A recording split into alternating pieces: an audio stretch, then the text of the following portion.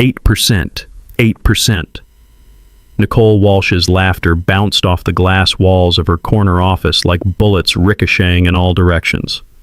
At your age, Ryan, we need hungry young talent, not expensive legacy employees clinging to outdated approaches. She couldn't finish the sentence without another wave of laughter shaking her shoulders, her Harvard MBA degree gleaming on the wall behind her like a trophy of superiority. I stood there frozen in that sterile corporate space, clutching my portfolio of 16 years worth of achievements, watching this 37-year-old CEO with her perfectly styled blonde hair dismiss everything I'd built at this company. The leather folder in my hands contained documentation of every major project, every system I'd architected, every late night I'd sacrificed while she collected bonuses large enough to buy vacation homes in Aspen. I'm Ryan Matthews, by the way, 48 years old, director of cloud engineering at TechVault Solutions, and until that moment, the kind of guy who believed hard work eventually gets recognized. The kind of guy who stayed loyal to one company for 16 years while watching 28-year-old engineers with half my experience and twice my enthusiasm for buzzwords get promoted over me because they understood TikTok better than legacy database architectures.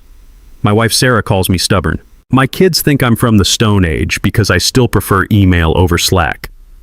But what Nicole didn't understand, what none of them understood, was that my so-called outdated approach had kept their precious cloud infrastructure running flawlessly for over a decade. While she was getting her MBA and learning about disruptive innovation, I was in server rooms at 3 a.m. making sure her billion-dollar company didn't crash. The cloud migration project I designed saved the company $2.3 million annually, I said, my voice smaller than I wanted it to be. The security framework that prevented 3 major breach attempts last year alone, including that ransomware attack that would have cost us everything. The threat detection algorithms that... Nicole waved her hand dismissively, still chuckling as she leaned back in her ergonomic chair that probably cost more than my monthly mortgage payment. Her office was all glass and chrome, floor-to-ceiling windows overlooking the San Francisco Bay, modern art that looked like someone had thrown paint at a canvas and called it genius. Everything designed to intimidate, to remind you of the hierarchy. Everyone's replaceable, Ryan. Even senior engineers with decades of experience. If you think you're worth more than what we're paying, try your luck elsewhere. She stared at me with that practiced CEO smile that never reached her eyes. The same smile she wore in those quarterly all-hands meetings where she talked about us being one big family. Maybe it's time to think seriously about early retirement. Golf courses are nice this time of year. I felt something crack inside me. Not my heart exactly, something deeper and more fundamental. The foundation of 16 years of believing that eventually experience would matter more than age bias, that loyalty would be rewarded, that the company I'd helped build from a 50-person startup into a 2,000-employee corporation would remember who got them there. I understand, I said quietly, collecting my portfolio. The pages trembled between my fingers as I tried to maintain whatever dignity I had left. Through the glass walls, I could see my colleagues pretending not to watch, their heads buried in their monitors while they strained to hear every word of my humiliation. Listen, Ryan, Nicole's voice shifted to that artificial tone of concern that managers learn in leadership seminars. You're good at what you do, I'll give you that. But you're expensive. The board sees a senior engineer pulling $140K when we can hire 2 fresh computer science graduates for that same price. They've got energy, they understand modern frameworks, they don't need hand-holding. That's just business, nothing personal, nothing personal. As if 16 years of my life was just a business transaction. As if the nights I'd stayed until midnight debugging critical systems while she was networking at wine tastings weren't personal. As if missing my daughter's soccer games and my son's debate tournaments to keep this company running wasn't personal. That's when I knew exactly what I would do. The realization hit me like cold water, washing away 16 years of corporate conditioning and people-pleasing. If I was just a replaceable part in her business machine, then maybe it was time to see how that machine operated without me. I walked back through the open plan office to my corner workspace. Yeah, workspace, not even an office. After 16 years and a director title, I still sat in what was essentially a fancy cubicle because open office culture promotes collaboration and innovation.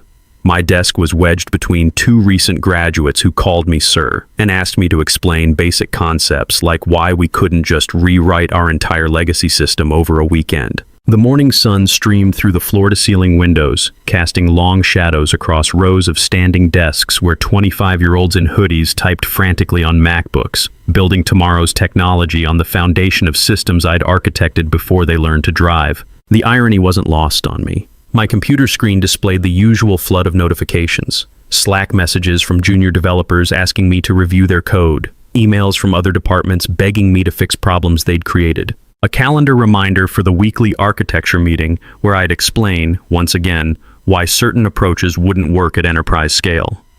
Next to my keyboard sat a photo of my family taken last Christmas.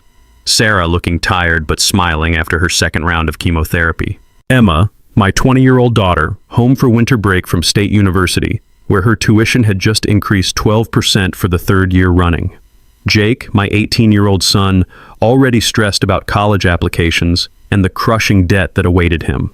Healthcare premiums were eating 30% of my take-home pay. Sarah's cancer treatments cost us $47,000 out of pocket last year, money we borrowed against the house. Emma's education was draining our savings faster than I could replenish them. Jake was looking at engineering schools that cost $65,000 a year, and here I was, being laughed at for asking for an 8% raise after 16 years of service. Meanwhile, Nicole had just bought her third vacation home, according to the company newsletter. A ski chalet in Whistler, to go with her beach house in Malibu, and her primary residence in Pacific Heights. The same newsletter that featured a photo of her accepting an innovation award for the security framework I'd designed. I opened my desk drawer and pulled out a small leather notebook I'd kept for years. The cover was worn from handling, filled with ideas I'd jotted down during lunch breaks, weekend thoughts, solutions that came to me during my commute. Inside were my personal projects, documented meticulously with dates, development notes, and implementation details. This wasn't company property, this was my intellectual playground. The notebook contained algorithms I'd written on my home computer, security protocols I'd refined in my garage lab on weekends, machine learning models I'd trained using my own hardware.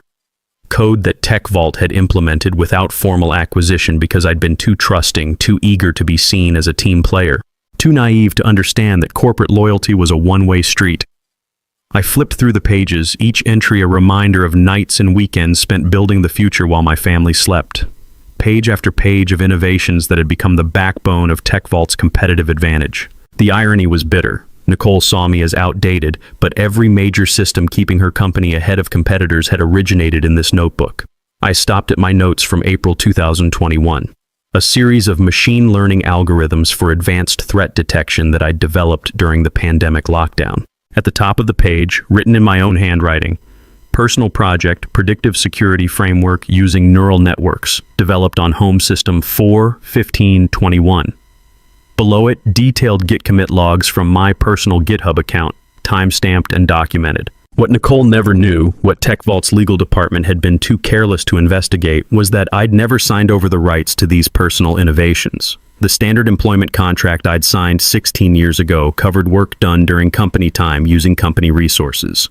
But my most valuable creations lived in a legal gray area, personal projects developed on my equipment during my time. I pulled up my personal GitHub account on my phone, scrolling through repositories I'd created over the years. Hundreds of commits, thousands of lines of code, all time-stamped and documented. The threat detection system that saved TechVault millions, originally developed as a weekend project to secure my home network. The cloud optimization framework that earned Nicole that innovation award.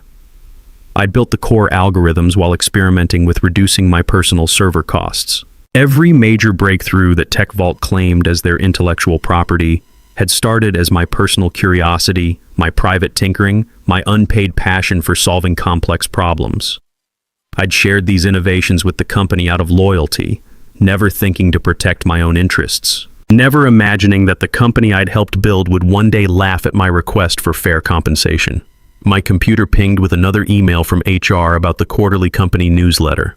The headline made my stomach turn. TechVault's revolutionary security platform wins industry recognition. There was Nicole's photo again, accepting another award for work that had kept me awake for months. The article quoted her talking about fostering innovation and building breakthrough technology without mentioning a single member of the engineering team. I thought about my father, who'd worked 35 years at the same manufacturing plant before they shipped his job overseas. Loyalty matters, he'd always said. Take care of the company, and the company will take care of you. He'd believed that right up until the day they handed him a pink slip and a pension that evaporated when the company declared bankruptcy. My mother had echoed the same sentiment, working as a secretary for 40 years at a law firm that replaced her with a computer system when she turned 60. They'd given her a cake and a gold watch, then escorted her out the same day. Companies don't care about loyalty anymore, she'd told me afterward. They care about quarterly profits. I should have listened to them both. Instead, I'd spent 16 years building someone else's empire, believing that hard work and dedication would eventually be rewarded. Nicole's laughter had shattered that illusion like glass. I picked up my phone and scrolled to a contact I'd saved but never used. Scott Rodriguez, VP of Engineering at TechFlow Solutions, TechVault's biggest competitor.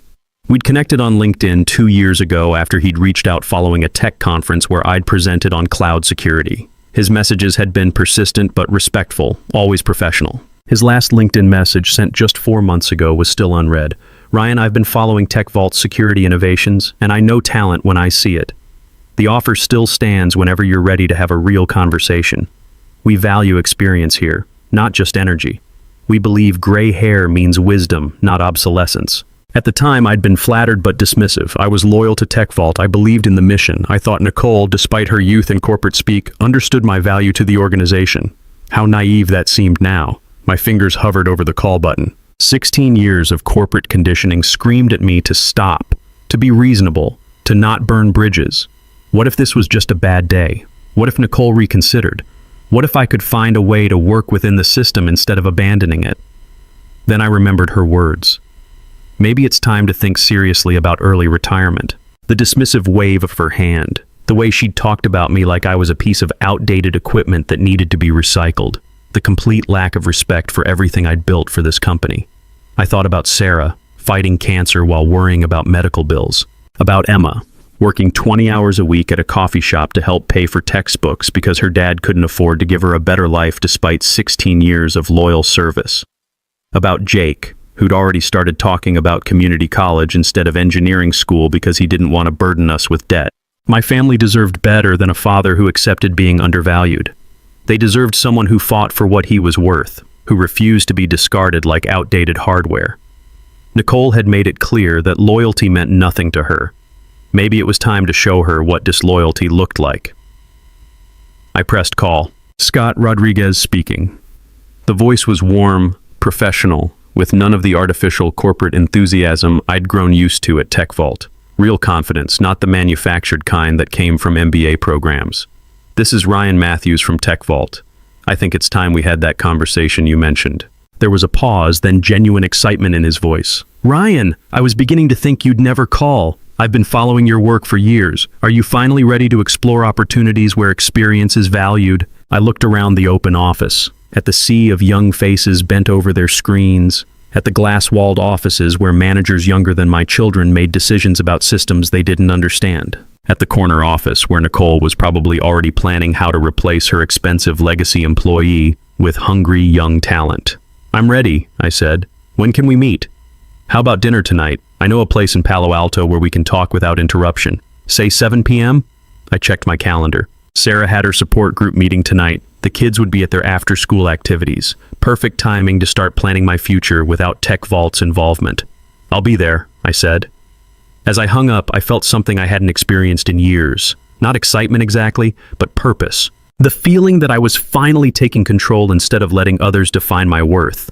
Nicole thought I was replaceable? We were about to find out just how wrong she was. 4 hours later, I sat across from Scott Rodriguez at Alexander's Steakhouse in Palo Alto, a place that required reservations weeks in advance. He'd made one phone call and gotten us a corner table with privacy. That told me everything I needed to know about TechFlow's influence in Silicon Valley.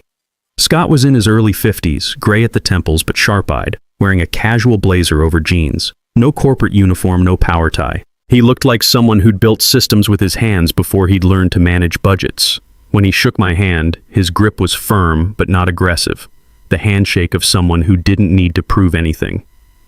I've been following your work for years, Ryan, Scott said, studying me over his whiskey. Or rather, I've been following the sudden leaps in TechVault's security capabilities that mysteriously coincided with your project timelines on LinkedIn. That threat detection system for the Meridian Bank contract, my team tried to reverse engineer the approach for 6 months and couldn't crack it. I felt a knot in my stomach mixed with pride. Someone had actually noticed. Someone understood the technical complexity of what I'd built. How did you know that was mine? Scott smiled and took a sip of his drink. Because Nicole Walsh doesn't have the technical background to understand even the basics of machine learning algorithms, let alone architect them. I've seen her speak at conferences. She's great at buzzwords, terrible at substance. And because innovation doesn't just happen by accident, someone with deep expertise had to build those systems. He leaned forward, lowering his voice. Plus, I have contacts throughout the industry. People talk. Your reputation among actual engineers is solid gold, even if management doesn't seem to recognize it. Half the security professionals in Silicon Valley know your work, even if they've never met you. I took a sip of beer, gathering my thoughts. The restaurant buzzed with conversations about IPOs and venture capital, the soundtrack of an industry that worshipped youth and disruption. Here I was, a 48-year-old engineer in a world that thought innovation stopped at 35. What exactly are you offering? I asked. Senior Engineering Director position, oversight of our entire cloud security division, base salary $350K, full equity package that'll vest over 4 years, and a team of 8 senior engineers, emphasis on senior. Average age on the team is 45. We believe experience creates better code than enthusiasm. My breath caught. $350K was 2.5 times my current salary, enough to pay for Sarah's treatments without touching our retirement savings. Enough to send both kids to engineering school without drowning in debt. Enough to finally stop choosing between financial security and family needs. But more importantly, Scott continued, recognition. Your name on patents, your picture in trade publications, credit for the innovations you create. We're not interested in managers taking credit for engineering work. He paused, studying my expression. And if you brought your personal innovations with you, theoretical systems you developed on your own time using your own resources, we have a proper IP acquisition process. Fair market compensation for proven technology. Something flickered in Scott's eyes. Understanding. He'd done his homework, knew about the legal gray areas that bigger companies often ignored. TechFlow wasn't just offering me a job, they were offering to properly value intellectual property that TechVault had taken for granted. I pulled out my leather notebook and placed it on the table between us. I have Git commits and development documentation proving these systems were personal projects. TechVault implemented them, but they never formally acquired the rights. Scott's eyes widened as he flipped through pages of algorithms, each entry dated and documented. Years of weekend work, personal passion projects that had become the foundation of TechVault's competitive advantage. This is comprehensive. How much of TechVault's security infrastructure is based on your personal work?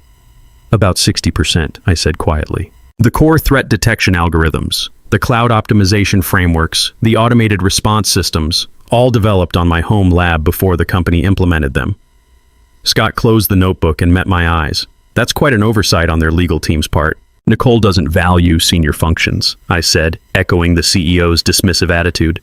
Including legal, apparently. She's too focused on hiring fresh talent to worry about protecting existing assets.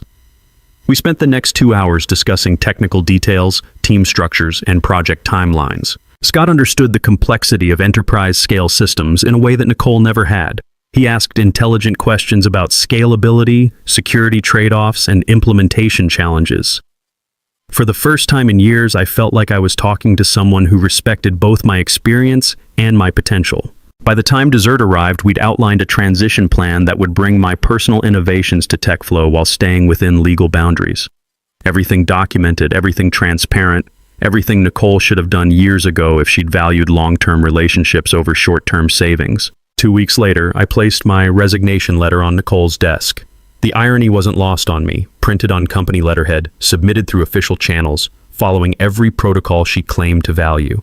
Professional to the end, even as I prepared to dismantle everything she thought she owned. She barely looked up from her MacBook, her attention split between emails and a video conference she'd muted. The multitasking that passed for leadership in her generation. 2 weeks' notice. She scanned the letter quickly. Where are you going? I'd considered lying, crafting some story about consulting or early retirement, but truth had more impact and I was done protecting her feelings. TechFlow Solutions. That got her attention. Her head snapped up from the screen, eyes narrowing with the first genuine emotion I'd seen from her since the morning's humiliation. Our biggest competitor. That's unfortunate timing. We're in final negotiations with Meridian Bank to expand our security contract. I know, I said simply. I built the threat detection model that won us that contract. Nicole's expression shifted from surprise to something resembling concern, maybe even fear. For the first time, I saw her calculating what my departure might actually cost the company. We should discuss retention options immediately. Perhaps that raise you mentioned, maybe 15%, plus a promotion to VP level. The offer was everything I'd wanted that morning, more than I'd dared to ask for. If she'd shown this flexibility 8 hours earlier, none of this would have happened. But some doors, once closed, can't be reopened with money alone. The offer from TechFlow is $350K plus equity, I said. But more importantly, they value experience over age bias. She laughed, but it sounded hollow now. Nothing like the confident dismissal from her office. They're overpaying by at least 100%. You'll be disappointed when they realize a 48-year-old engineer can't adapt to their development pace. I smiled, feeling that strange new confidence that came from finally knowing my worth. We'll see who's disappointed. My last 2 weeks at TechVault were surreal. Suddenly, people who'd barely acknowledged me for years wanted to take me to lunch, pick my brain about projects, understand systems they'd ignored. Middle management scrambled to document processes they'd never bothered to learn, realizing too late that institutional knowledge walked out the door with the people who created it. I completed every transition document with professional thoroughness, trained my replacement, a 26-year-old named Josh who seemed both eager and terrified, and backed up all my personal project documentation. I also made careful copies of every email where I'd shared innovations with the company, creating an evidence trail of TechVault's failure to properly acquire what they'd freely used. I walked out of TechVault's glass headquarters for the last time at 5:30 p.m. on a Friday in March. By Monday morning, I was sitting in my new corner office at TechFlow, explaining to my team of 8 senior engineers how we were going to revolutionize cloud security. Real engineers with real experience. The oldest was 52, the youngest was 38. People who understood that wisdom and energy weren't mutually exclusive. 6 weeks later, the first implementation of my security framework went live at TechFlow. The same algorithms Nicole had dismissed as outdated legacy thinking were now detecting threats 72 hours before they materialized. Processing speeds increased 35%. False positives dropped by 60%. Our sales team had data proving we could outperform TechVault's best metrics by significant margins. The machine learning models I'd trained in my garage were predicting attack patterns with 94% accuracy. The threat detection system that had saved TechVault millions was now saving TechFlow's clients even more, with my name properly credited on every patent filing.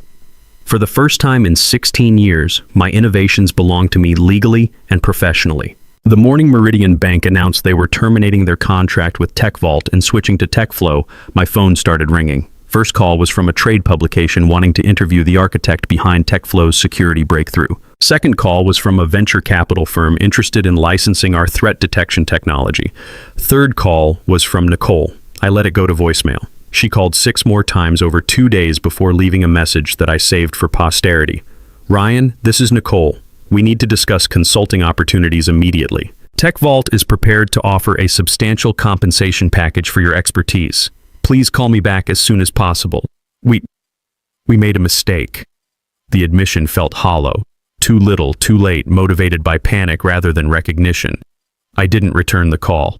4 days later, Nicole was waiting beside my car in the TechFlow parking garage. She looked different, tired, stressed, none of the polished confidence from that morning when she'd laughed at my raise request. The power dynamic had shifted completely, and we both knew it.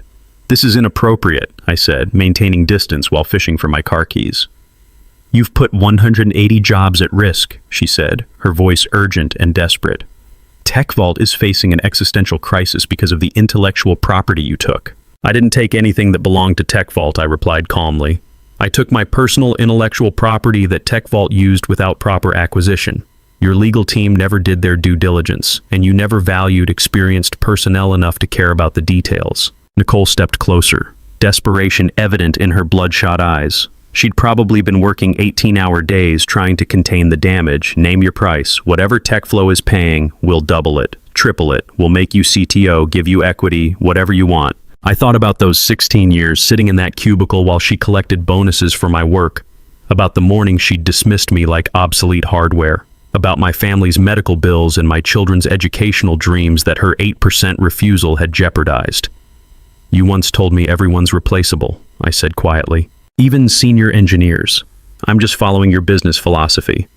The following quarter, TechVault's stock fell 47%. They laid off 180 employees in 2 waves, targeting senior staff with the highest salaries first. The tech media described it as a catastrophic loss of institutional knowledge and mysterious deterioration of their award-winning security systems.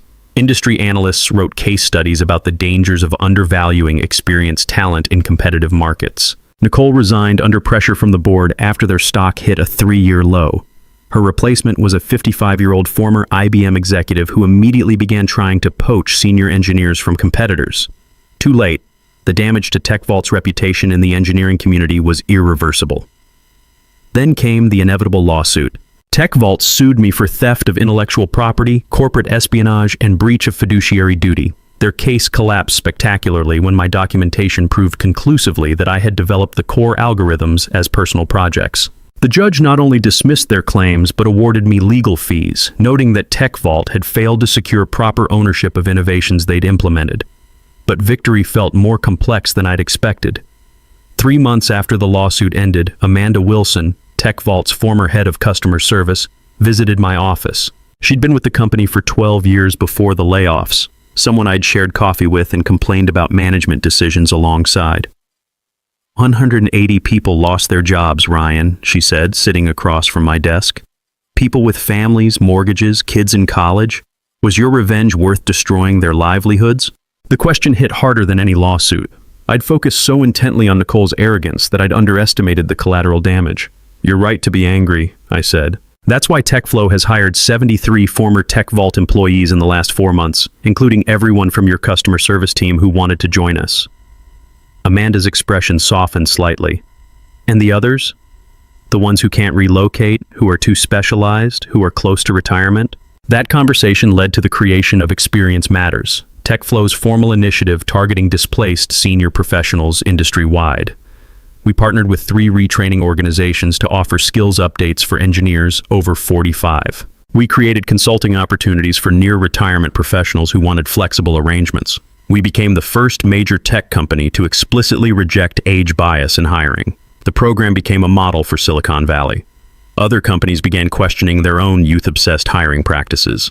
Within a year, applications to our open positions increased 400%, with experienced professionals specifically seeking out companies that valued their expertise over their energy levels. 8 months after leaving TechVault, I received the IEEE Lifetime Achievement Award for contributions to cloud security architecture. Standing at that podium, looking out at an audience full of gray-haired engineers and young developers working together, I thought about Nicole's comment regarding early retirement. She'd been wrong about everything. We weren't expensive legacy employees clinging to outdated approaches. We were battle-tested professionals who understood the difference between moving fast and building systems that actually work long-term. When you combine decades of hard-won experience with the motivation to prove doubters wrong, you create something pretty unstoppable. A year later, I still think about that morning in Nicole's office, not with anger anymore, but with something approaching gratitude. Her laughter taught me the most valuable lesson of my career. Your loyalty means nothing if you don't value yourself first. The gray hair she saw as a liability turned out to be my competitive advantage. Last month, TechVault made headlines again, declaring bankruptcy and selling their assets to a private equity firm. The company I'd helped build from 50 employees to 2,000 was gone, dismantled by leadership that confused energy with competence, disruption with innovation. If you're reading this and you're over 45, dealing with managers who think your experience is expensive rather than valuable, remember something. Your knowledge isn't just worth defending, it's worth fighting for. Document your work, understand your legal rights, and never let anyone convince you that your best years are behind you. Because sometimes the most powerful thing we can do is simply refuse to become invisible. Age isn't a weakness in tech, it's wisdom waiting to be unleashed. And when experience finally gets angry enough to demand respect, industries change. The algorithms are still running. My name is on the patents. And somewhere in Silicon Valley, a CEO is learning not to laugh at senior engineers asking for their worth.